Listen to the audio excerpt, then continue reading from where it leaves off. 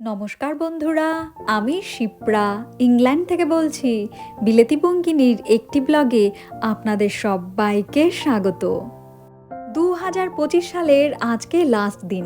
কালকে সকাল থেকে নতুন একটা দিন আর নতুন একটা বছর শুরু হবে। তবে জানেন, আমরা ছোটবেলায় আমাদের গ্রামে বা আমাদের বাড়িতে এই ইংলিশ নিউ ইয়ার ঠিক সেইভাবে পালন করা হতো না। আমাদের ওখানে যেটা হতো সেটা হচ্ছে বাংলা নববর্ষ। তবে ইংলিশ নিউ ইয়ারে আমরা সবার বাড়ি থেকে ডিম, আলু আর চাল তুলে করতাম পিকনিক।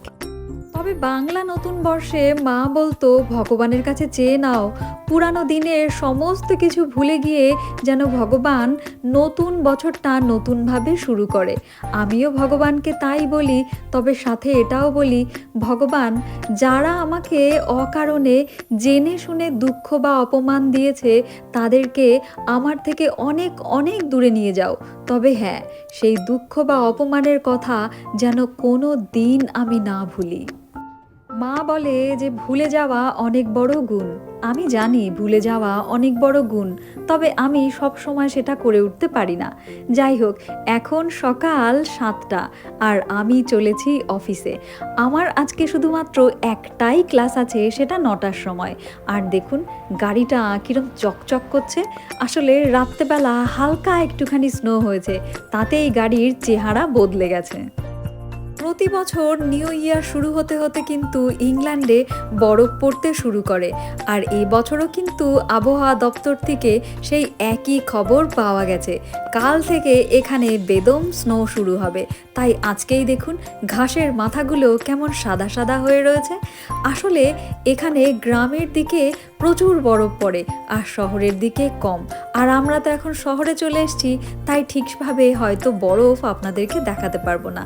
তবে দেখুন, তাও কি দারুণ এক টুকরো আপনাদের সামনে তুলে ধরলাম।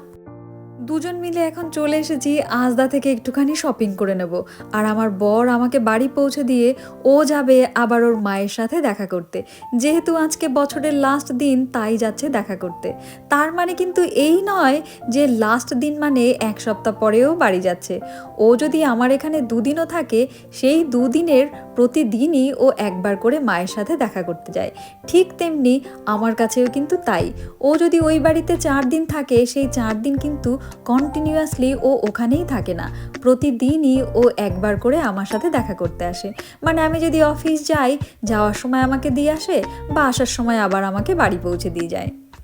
ওর বাড়িতে ওর মায়ের সাথে দেখা করতে যাওয়া নিয়ে আমার কোনো মাথা ব্যথা নেই।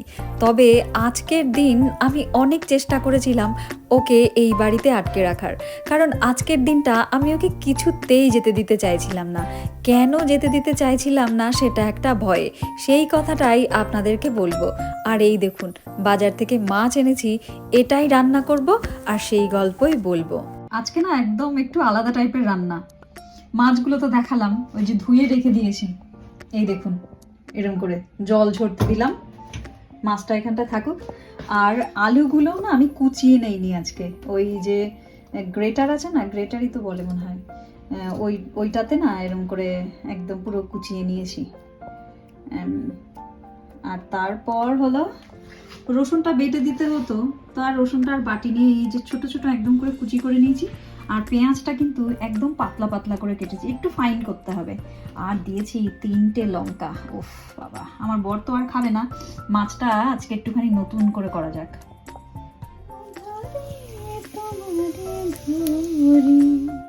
যে মাছটা আমি এখন রান্না করছি, এই মাছটার নাম হচ্ছে কেচকি মাছ। ছোট্ট চুনো মাছের মতোই বলা চলে। তবে আমি পেঁয়াজ রসুন দিয়ে করলেও আমাদের ছোট্টবেলায় বাড়িতে কিন্তু এটা সর্ষে বাটা দিয়ে রান্না হতো। যেহেতু মা পেঁয়াজ রসুন কিছু খেত না, তাই পেঁয়াজ রসুনের ব্যবহার ছিল একদম সীমিত। হয়তো 2-6 মাস পর একদিন চিকেন রান্না হতো, তাতেই দেওয়া হতো পেঁয়াজ রসুন। আমাকে যদি জিজ্ঞেস করা হয় যে আমি পাকাপোক্তভাবে কবে থেকে মাছ, মাংস, পেঁয়াজ, রসুন এসব খেতে শিখলাম, তবে আমার যেটা মনে পড়ে যে আমার প্রথম বিয়ের পর সেই শ্বশুরবাড়িতেই গিয়ে আমি প্রথম মাছ, মাংস, পেঁয়াজ, রসুন এইসবের ব্যবহার খুব ভালোভাবে দেখি এবং শিখি। তবে আমার বাপের বাড়ি থেকে আমি এইসব কোনো কিছুই দেখিনি। আর আমার দিদির বাড়িতে জানেন, ওরা তো মসুর ডালও খায় না। পেঁয়াজ, রসুন, মাছ, মাংস এগুলো তো অনেক দূরের কথা।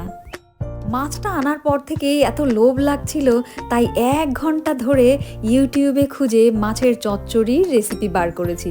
কিন্তু জানেন, মাছটা যেই দিয়েছি এই যে কড়াইতে, আর কি জল বেরিয়েছে, আর তেমনি পচা গন্ধ। আসলে মাছটা অনেক দূর থেকে আসে তো, তাই মাছের আর মেছত্ব নেই। ভেবেছিলাম তেল ঝাল মশলা দিয়ে কষিয়ে একটু চচ্চড়ি বানাবো, কিন্তু এখন বানাতে হচ্ছে ভাজি।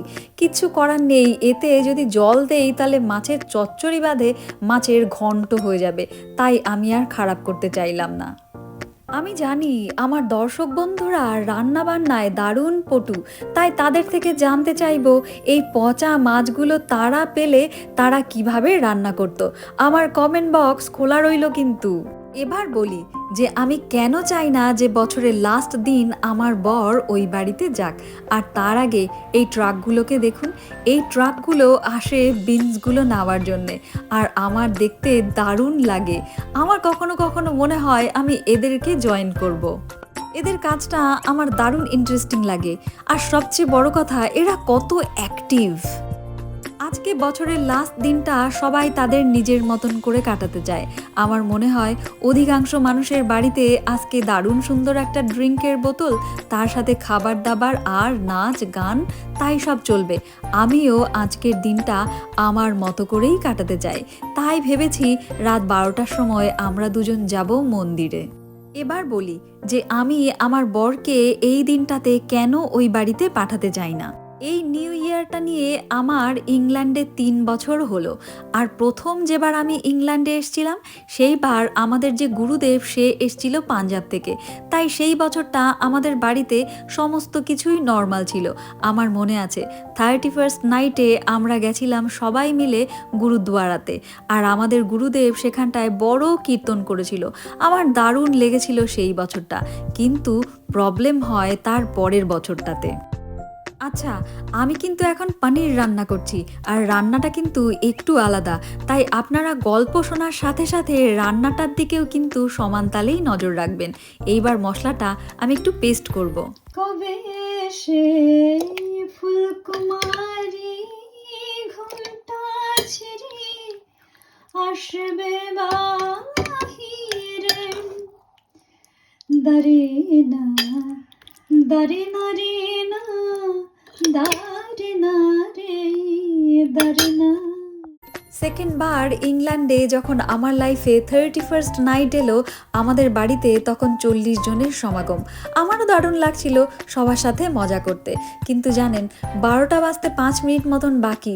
আমি আমার বরকে রিকোয়েস্ট করে বললাম, আর প্লিজ তুমি ড্রিঙ্ক করো না, কারণ তুমি অনেকটাই ড্রিঙ্ক করে নিয়েছো, আর আমরা বাঙালিরা মনে করি যে নতুন বছর যেভাবে শুরু হয় বছরটা সেভাবেই যায়, তাই প্লিজ আর ড্রিঙ্ক করো না। এই বলে আমি বোতলটা সরিয়ে নিয়েছিলাম। আমার শাশুড়ি মা কিন্তু আমার দিকে মোটা মোটা চোখ করে বোতলটা নিয়েছিল এবং ছেলের হাতে দিয়ে বলেছিল যে নতুন বছর শুরু হবে ড্রিঙ্ক করা দিয়ে, পুরনো বছরে শুরু করবি আর নতুন বছরে গিয়ে ড্রিঙ্ক করা শেষ করবি।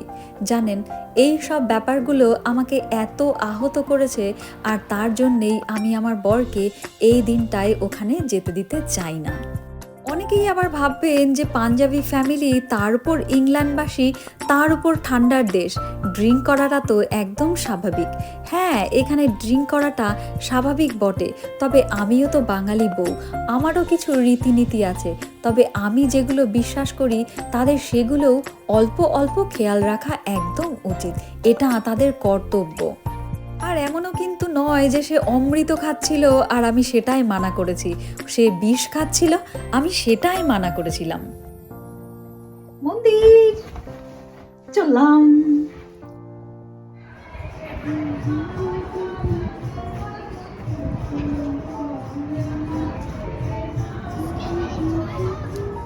মন্দিরের বাইরে থেকেই কীর্তনের আওয়াজ পাচ্ছিলাম, ভেতরে এসে দেখলাম গুটি গুটি করে লোকজন আসতে শুরু করেছে, আর কীর্তনও শুরু হয়ে গেছে। জানেন, বাড়ি ফিরতে ফিরতে আমাদের প্রায় রাত 1টা বেজে যায়। আর আমার বন্ধুদের সবাইকে বলবো, আপনারা যেখানেই থাকুন, নতুন বছর আপনাদের যেন দারুণ দারুণ দারুণ সুন্দর করে কাটে।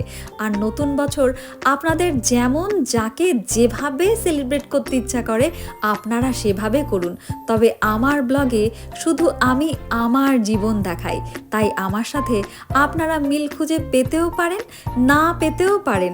তবে আপনি ভুল আমি ঠিক সেরম কিছু নয়, আমরা সবাই সঠিক।